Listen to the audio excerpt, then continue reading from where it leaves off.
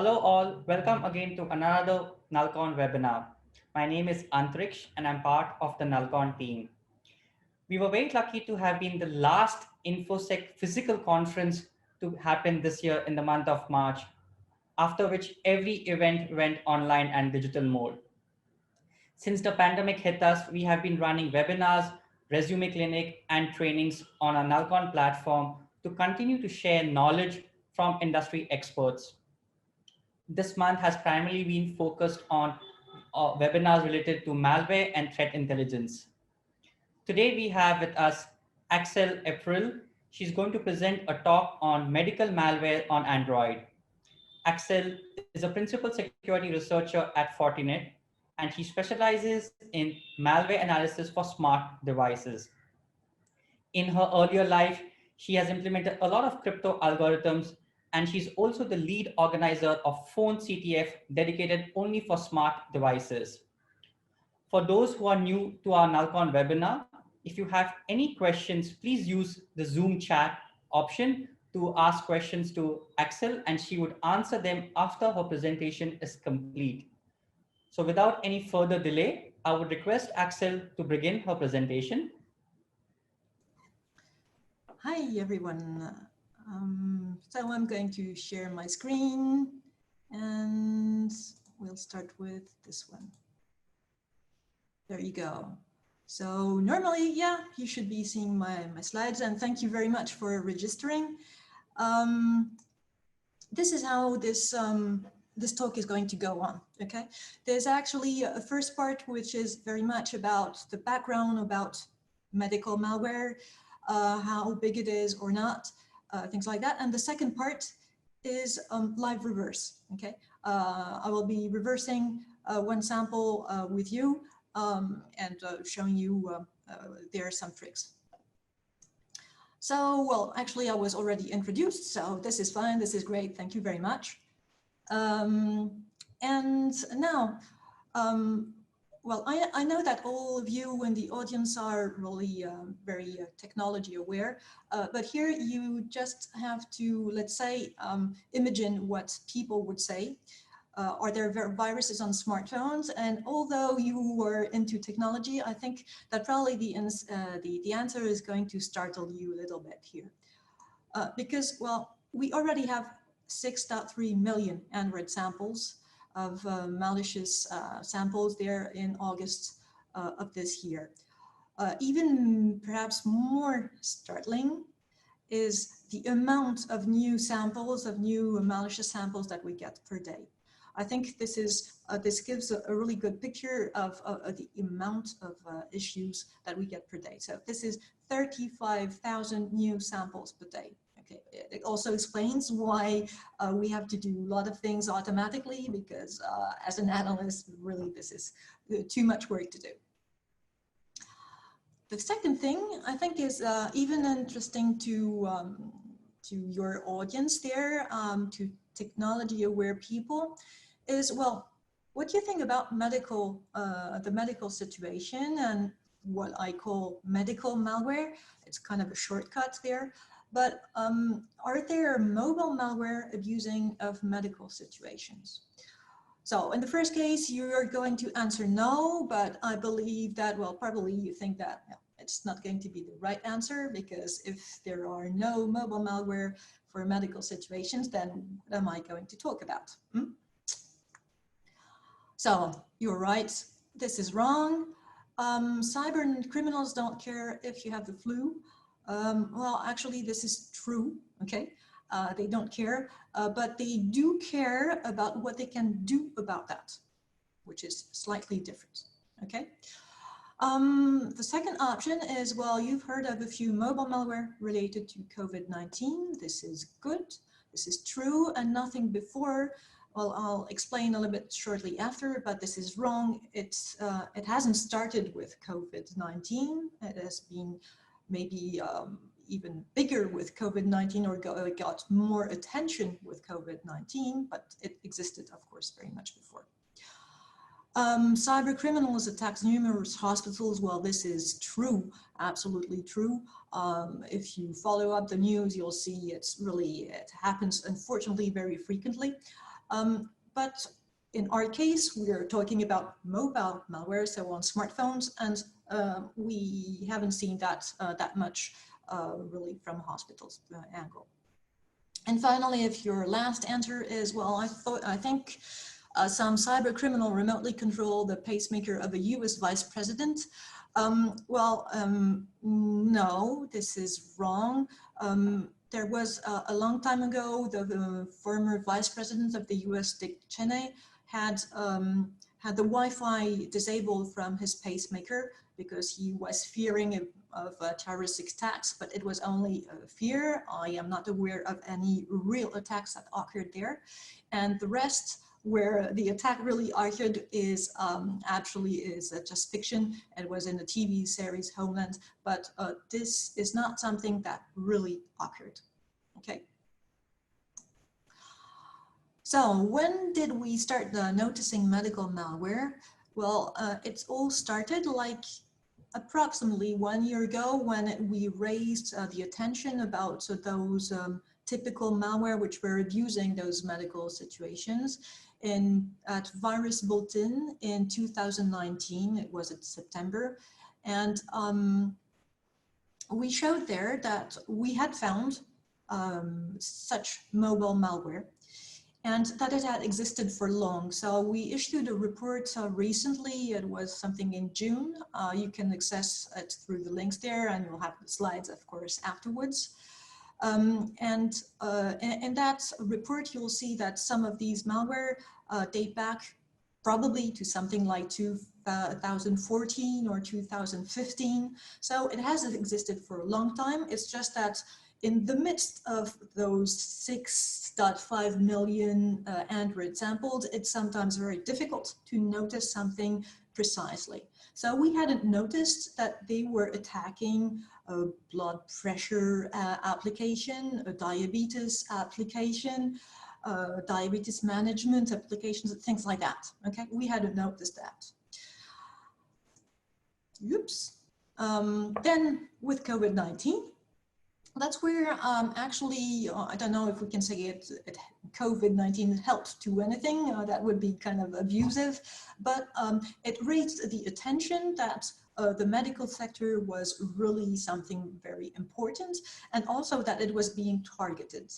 And that's where some researchers, such as Lucas Stefanko, started building up a list of mobile malware which were faking COVID applications, like things to handle your if you have a COVID-19, or to detect potentially if you have the right symptoms, or contact tracing applications, things like that. So he did a full list of all those applications, which are actually not real ones, but malware. They are malicious. You also have it there. And if you're interested into that, I also suggest that you follow this Twitter feed of a French researcher, actually, and he's very much into looking into those specific applications there. And I also actually blogged about the reversing of another COVID-19 malware that was in May 2020. If you're interested, well, just click on the link there and you'll have another analysis of another malware, not the one we're going to reverse today, but another one, right? And that's where actually I jump to the live reverse of a specific sample. So a little bit of background here. I believe that lots of the audience are in India, so probably this means a lot to you.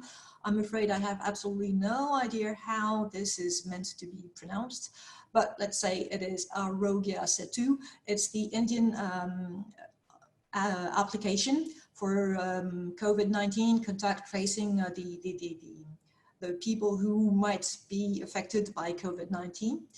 And like many things, well, as it was kind of notorious, well, there were many fakes and copycats, malicious ones, which are trying to fake the real application. So this is the real looking icon. Actually, it is a screenshot of the malware. So, you know, the malware just looks like the real applications from if you just see the icon, of course, it's very difficult to tell apart. In that case, this sample is really a fully featured spyware. We'll see that more precisely, but it has tons of features ranging from, of course, you know, sending SMS, so grabbing your contacts and things like that, but even some more kind of strange things like grabbing a screenshot of your wallpaper, for instance. Okay, so things like that. After my talk here, if you want to have a closer look, I also issued a blog post on this one, and if you want to follow it more step by step, more slowly, but well, maybe this is a good link for you. So we're going to get to it, but so that you understand what I show, this application, the malware, is trying to act like it is the real one, the real Arogia Set2 application. And it really does everything it can to deceive the victim. And one of the things it does is that if the real application isn't installed, it is going to install it. So this is going to be really misleading, because in the end, it's going to actually delete its own icon, the icon of the malware, but as it has installed the real application, which has exactly the same icon, well, you just think that nothing happened, that you installed the right and the official application, but of course not. So I am going to shift to my disassembler. I have to shift to another screen. There we go. And you should be seeing that as well. Okay, fine. And let me there. So this is Jed. This is a disassembler for a very good one for Android. It is actually a paid application, but you can actually download it on the website and get a free demo, a working demo, as a matter of fact. By the way, I'm absolutely not affiliated with the developers, but I do like this application. You can do the same thing with other tools if you wish. It doesn't really mind in that particular case. So here I opened the disassembler with our sample. You have it here. That's it's SHA-256. And one of the first things I like to do is have a quick look at the manifest. And well, you see first, well, that it is asking for tons of permissions. Okay, so this is really lots of permissions. It's not normal. And then one of the things I like to find out is who is the main, okay, who is the main entry point of the application. And once you see this main and this launcher here, well, you know that you have to have a look at the Android activity above, and it tells you it's going to be class C7, okay? And here on the left-hand side, well, we have all the classes which are in our application. And by the way, so this is the real names. And here on the right-hand side, SMS receiver, boot receiver, those are names that I have added myself to make the things a little bit more clear while I was reversing. Okay, so C7 is here. And just by seeing the names of of the classes of this application, well, we know that there has been some obfuscation. And also, well, if it is our Arogia Set2 application, well, we know for sure nearly that this is a malware because it doesn't have the right name for the package. It looks like very small, not that many classes for a big application. Honestly, with a little bit of experience, you'll see that I was quite sure this was going to be malicious on first sight. So we say that this is the main. The first method that gets called is always onCreate. So we have a look at that. doesn't do lots. Renamed this, this method. It's where we get the initial setup. And here, well, I'm going to run through it a little bit quickly, but it does quite lots of things. And I'm going to, yeah, to explain the most interesting things. One thing that we see, that we see over here, okay, is that here it is grabbing the package name. And so if you know that, this is the package name of the real application, Arrogia C2. And it is going to search for it on the smartphone. That's what this method does. This is what I renamed it. Actually, what it is doing, it is getting the package manager of Android and asking for application information for that package name, which is here. Okay, so if it manages to get application information for that, it means that the application is installed. And if it is installed, then what it does, it is going to launch it. It launches it, that's how it does it. It gets the main launch intent for that package and starts it. That's one of the things. Also, we see a little bit later, because this is going to be important, that it checks. This is what this method does. Here it checks that a given class is running or not. And if it is not running, in our case, not here, the not sign here, then it is going to start service C11. And C11 is like the main service for the malware. We'll get into that one later. And then a little bit later here, well, if the application, the real application is installed, then we are going to remove the icon of the malware. And this is how it does it. It's a special trick. You've got to know what it does, but basically if you call set component enable settings, with the special values there too. Well, basically it's going to tell the Android system to hide the icon of the application. So that's how it conceals the icon of the malware.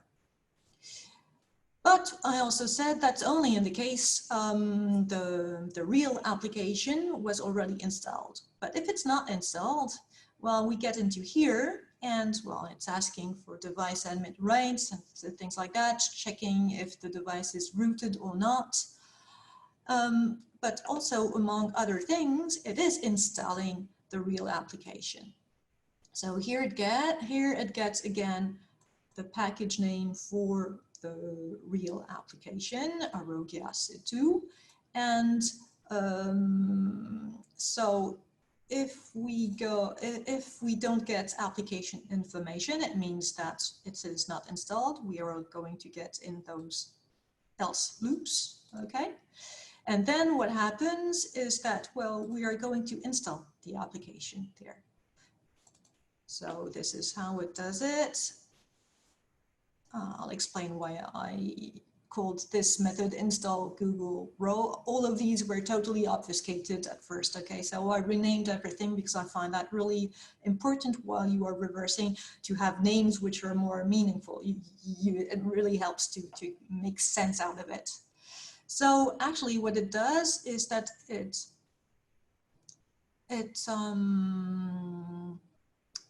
grabs a raw resource which is named Google, and we can see that raw resource over here. So look here, okay. There we go.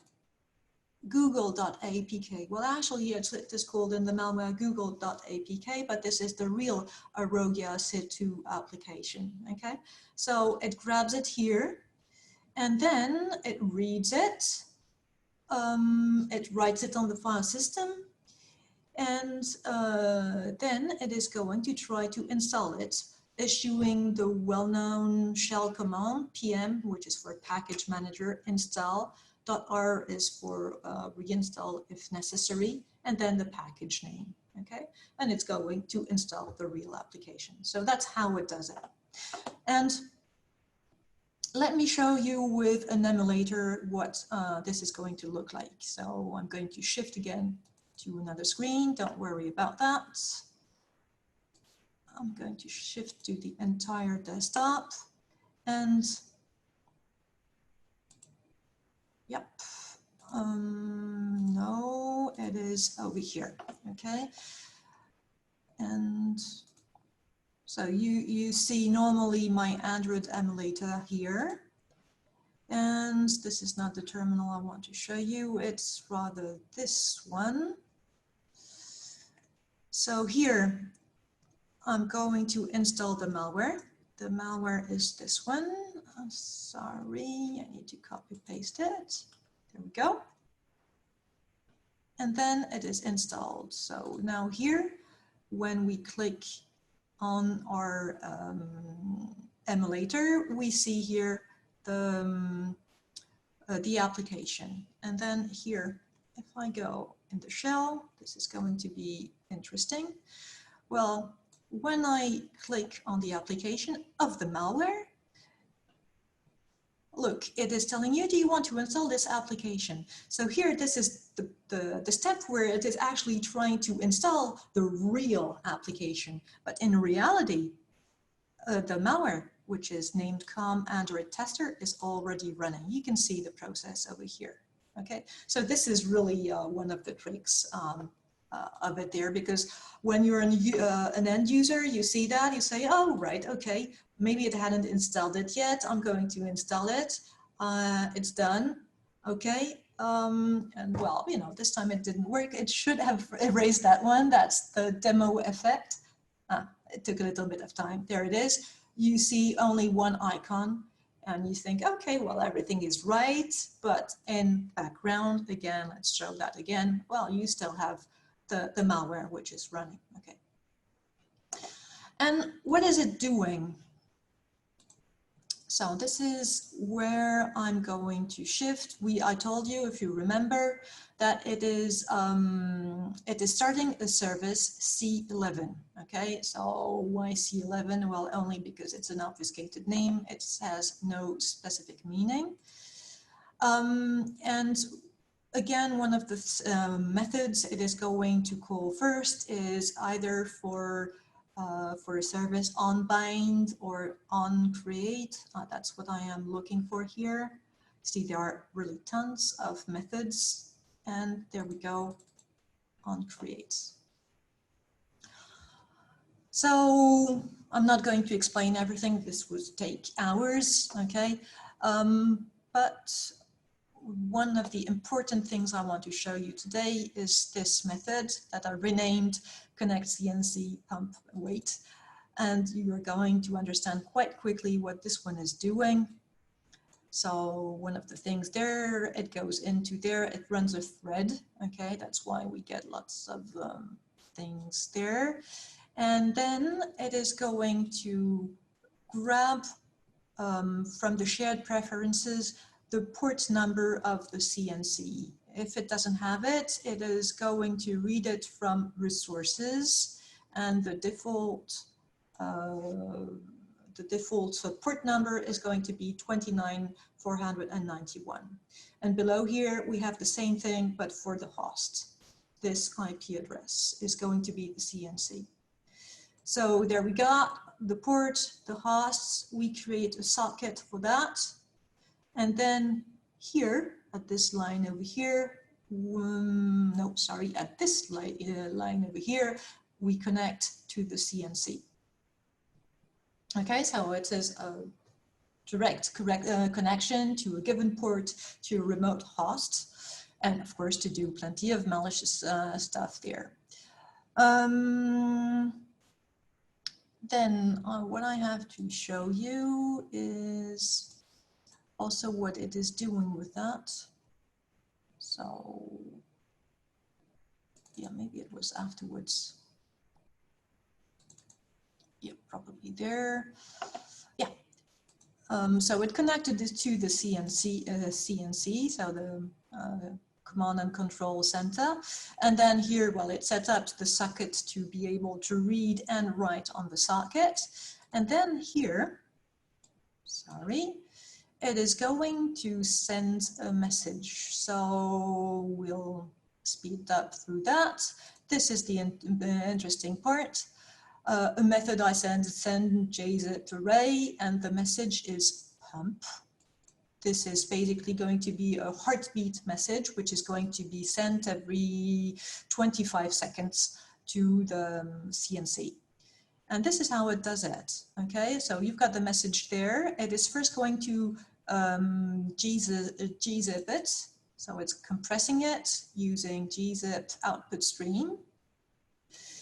And then it writes the length of what it wants to set as payload, then a marker with the 00 byte, and then the gzipped compressed message over here. So this is exactly how it communicates to the server. Now, what I did at this point is that, unfortunately, or fortunately, it depends how you see it, that IP address that we saw a little bit earlier is no longer responding. And actually, this is very good. But when we are doing some, so the IP address is here, the 204.48.26.131. When we try to connect to that, we're going to get nothing. And while we are reversing, we like to see some interaction to understand how things are working. So at that time, I decided to build up a fake server, and to be able that way to see what all the messages that the Android, the malicious Android application on Android is sending to my fake server. And my fake server will do nothing except just print out the messages, right? So what I did, first step, I'm not going to show you this, but you probably all know how to do that, is that I am going to redirect this IP address to my local host, so 127.0.0.1. On Linux, you can easily do that with IP tables, right? And then I'm going to run my my fake server. Well, this is the shell, but it's no longer interesting at this point. My fake server is here. I can show you the code actually a little bit, but it's really pretty simple. So it's going to listen on locally on port 29,491, and well, one of the things it will do is decompress the message and show what it has received and just display it. Okay.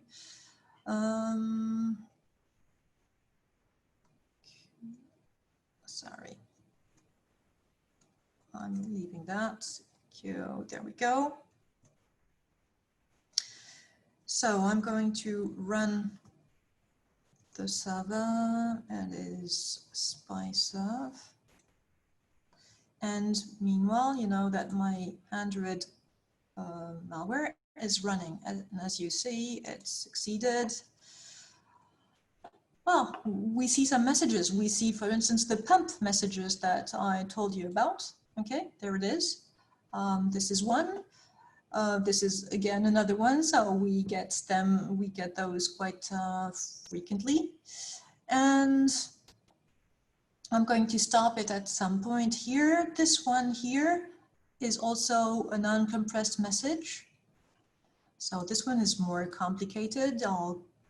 I'll explain, I've explained that one in detail in my blog post, but basically what happens is you've got, that's the way it communicates. It communicates sending like 5-digit numbers to identify commands or different parts in the messages. So you've got this one, then you've got this other one, 00, and here this part there, which actually goes all down to here.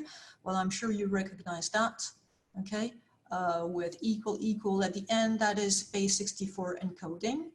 And if you grab all of that and decode it, well, you'll see that actually this is an image, and it's actually the screenshot image of my Android emulator. There we go, sorry. Yeah,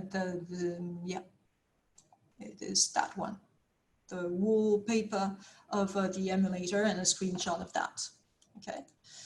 A little bit more interesting to show that I didn't show on the blog post is, well, here we've got a long message, so this is the length, then the 00 bytes, and then we've got plenty of stuff. And here, well, my server failed to uncompress that because my fake server isn't very well written. I'm sorry about that. And it forgot this last part, which is here. Okay, so if we fix that and we concatenate this message over here, up, down to there, and then add those missing bytes here, well, you're going to see what this looks like. More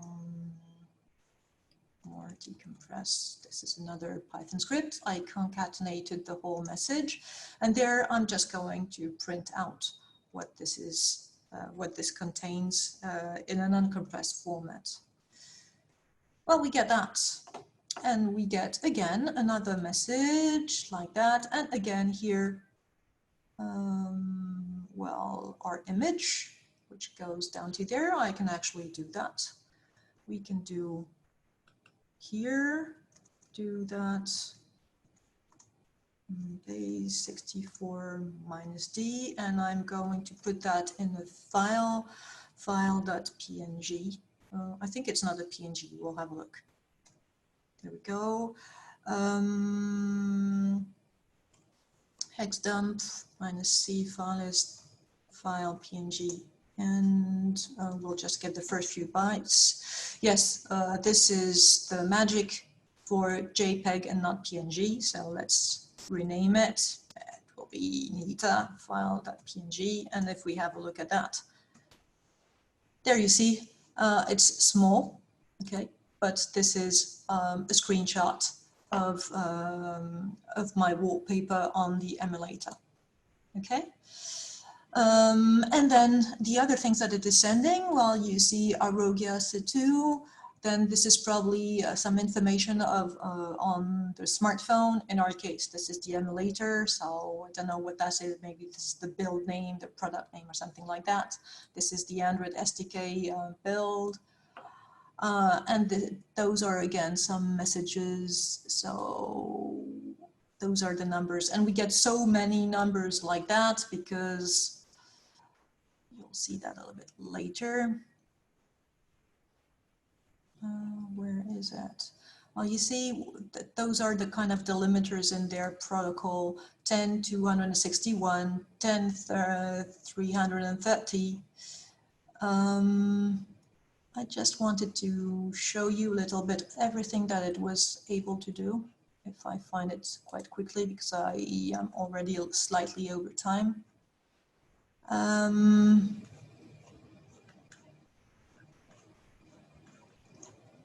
I think it's gonna be over here. There we go, yes. So those are all the command identifiers for the Android application. So it receives messages from the dummy server, from the server, the real one. My server is not able to do that. It just prints out anything. It prints out the messages, but it doesn't send anything to the Android application. But in reality, it should, and it should send commands like 10 to 154, 10 to 255, things like that. And for instance, this is the one that actually grabs the current wallpaper and sends it remotely. Okay, so this is the one. There we go. It's getting the wallpaper, transforming it to base 64. This is how it gets the current wallpaper, and then transform it to base 64. And then it sends the message with the correct format for the malware. And I go back here. It also gets camera information. So camera information is there's plenty of lots of things it grabs. If you have a camera, if it's a facing camera or not, if it can zoom, focus, it has a flash abilities or not.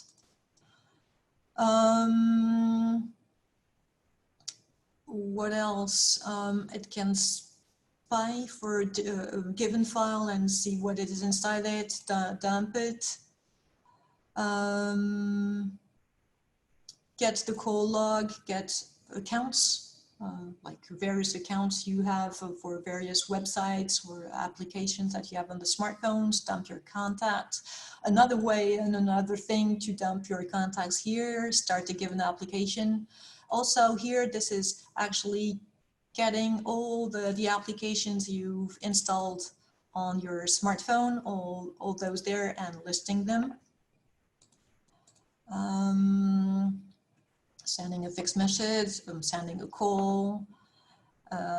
So you see there's really lots of things. Send just a shell command, okay, so arbitrary execution of code there, creating a file, renaming it, deleting it, setting another wallpaper. Why? I don't know, but well, why not?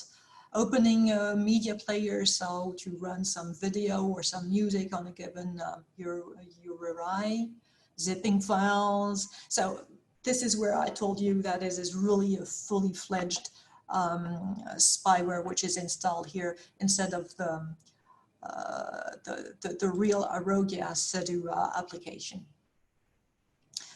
So this basically concludes this talk. And well, you have my contact information over there. If you plan you're interested into joining Phone is a CTF which is really dedicated to smart objects, but it is located, it's a local CTF. It is located in the south of France. So if you're in India, it might be a little bit far away, but if you happen to be in the south of France, you are more than welcome. Go and have a look, of course. And then, well, I'm going to answer questions. Any questions you might have, feel free to ask anything. So I'm going to stop sharing and resume back to, yeah, the camera, and maybe, yeah. Maybe Antrix, you want to say? Yep, thank you so much, Axel. We've received a few questions in the chat. Let me read them to you one by one. The first question is, yeah, is it possible to hide the malware application once it is installed?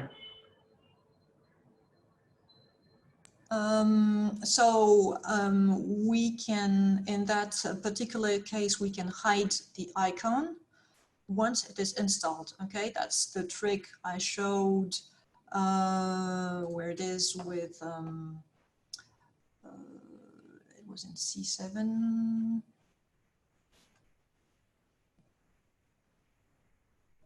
Install. Let me do a search. It's in here, hide.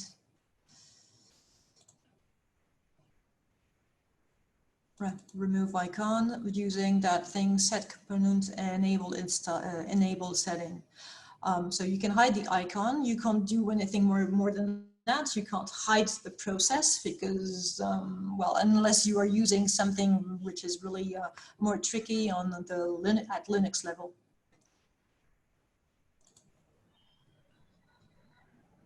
All right. The second question was, what's the assembler you're using? What's the name of the tool? The disassembler is known Jeb software.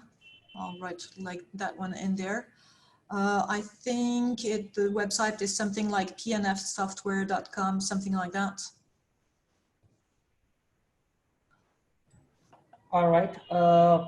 There's another question, but yeah, there's a response to that also, and I think you wouldn't have to verify it, but let me read it out to you, the question first. Why did the malware not ask for any permission while being installed or during runtime, at runtime? It's a good question. I'm actually thinking aloud about that one. It's a tricky one. I don't know why it didn't ask for anything there. Well, I am installing it from the ADB, from ADB and not from the normal. I think that's it.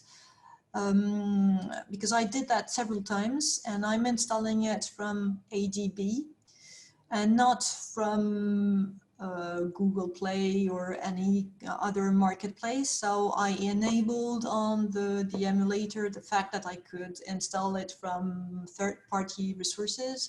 And that's probably one of the reasons it is not asking me about, worrying me about those permissions afterwards. Also note that my Android emulator is not one of the most recent ones. I think it's an Android 7 or something like that. So also this can be one of the reasons. My mouse isn't working the way I want it to on the emulator. So this might be one of the reasons there. I'm afraid I don't have a better answer to that one. Yeah, there is a response to that. If you just want to read on the chat and verify if that's could be one of the reasons. Okay, so there is a high chance that the application is built with specific lower version of Android SDK, hence the permissions are automatically given. Yes, that is probably right, but I would have thought that it wasn't low enough for that to be sufficient. The application is installed via ADB, yes, so it automatically grants the required permission. Well, yes, but if I had been installing it from a real marketplace, I would have had some issues there. If you install the app from File Manager, it will ask for permissions. Is it right? I believe this is right. I believe it is. Let me check a little bit more about the manifest version here, perhaps. 22, well, I don't know exactly what that is, but probably not extremely recent. I think we are now at 28 or 29 or something like that. Android version 22.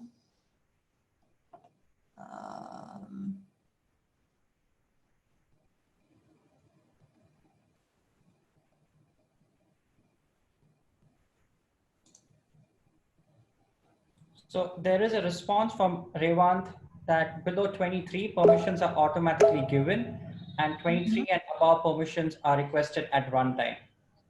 Okay, cool. Well, thank you very much. Thank you, Revant, for that answer. There is one more question. So Adam Laurie says because it's installing within an already installed app. I think that's the follow-up question to the previous one. Yeah, but it's not the reason. Here it's installing. It's then installing the real app within the malware. So this is misleading there. But yeah, okay. Okay. How can Google Play Store prevent such apps being uploaded? Well, it's malware analysis. I mean, there's no other solution there. Okay, and yeah.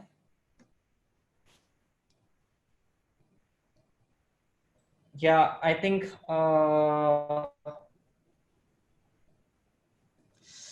Is that malware downloaded from Play Store? No, it is not. It's a sample I got. Well, I first found it on a Twitter feed by, I think it was the Malware Hunter team who spotted that that sample first, and I grabbed it from kudos.com, which is specifically for malware analysts to find malicious samples there. Okay, so I don't believe anyway it dates back to May 2020. So Google has had anyway a long time, has removed it from a long time from their Play Store there. Uh, all right. So Adam Laurie suggests to ban SDK below 23. Would you suggest that? It's difficult to say. I mean, from a malware analyst point of view, I would say yes, this is absolutely a very good solution. From a realistic solution, I'm sure that plenty of people have outdated phones and they still want to be able to install applications there. So I think this is more like a business issue than really an antivirus issue there. All right. The last question, Axel, would you be okay to share the malicious APK? So as I said, you can grab it from kudos.com. It's a free online website. You just register there, and you get it from you enter the SHA-255, 256, sorry, there, and you will get the sample. So there it is. If you want the hash of it. And that's enough for you just to query it on kudos.com. All right. Axel, thank you so much for this amazing session. I hope you enjoyed it, and I'm sure the audience really liked interacting with you on this particular topic. Yeah, thank you very much for the opportunity to speak at this webinar. And if there's any other question afterwards, or, well, you know, you can reach me out on Twitter with Cryptax. All right. Thank you, Thank Axel. you. Friends, please leave a feedback. We'll share the feedback form to you. And I have highly appreciate if you could also give a shout out to Axel on social media, Twitter, Facebook, wherever. So do join us for our upcoming webinar, which is on the 28th of this month. Until then, thank you so much, everybody, and take care. Bye.